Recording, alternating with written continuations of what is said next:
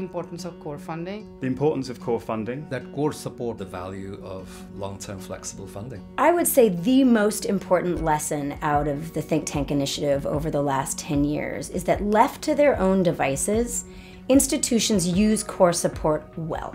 They use it to invest in the capacity of their scholars. They use it to maintain independence of their research agenda. They use it to invest in the beyond research sides of their institutions, communications, outreach, engagement with policymakers. And they use it to think about the positioning of their institution so that they can have more influence. Core support works, and the vast majority of institutions really have used it well.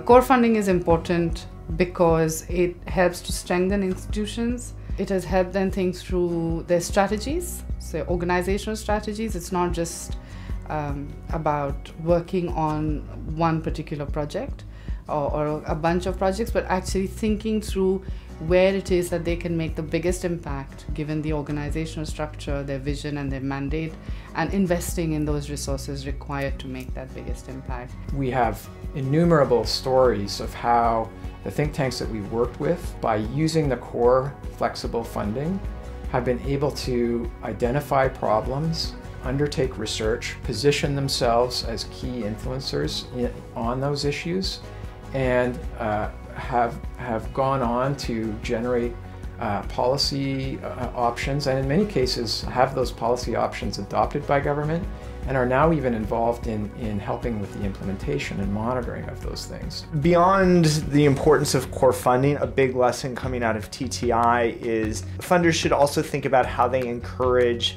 think tanks in the Global South to work together in platforms and networks, because I think you get a lot of value when these institutions work together. They can share lessons on what works in their countries and build off of that knowledge. So I think another thing is that networking and platforming.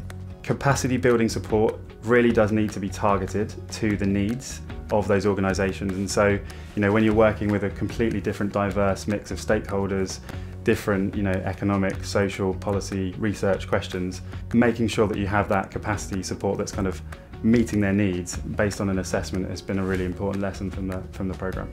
I think the donors need to be patient to know that evidence-informed policy making doesn't really start bringing impact after 1 or 2 years. It takes time to do that, and it takes institutional building to do that. By empowering the grantee, you build a more, I would say, sustainable and trustworthy relationship, and that is actually the best way of achieving that impact that we are all aiming for. Think Tank initiative has been a very bold experiment, testimony to the foresight of the funders on how they could foresee the importance of strengthening think tanks in order to strengthen the knowledge ecosystem, which in turn would strengthen good quality public policy making in developing countries. These things take time. These things don't happen overnight.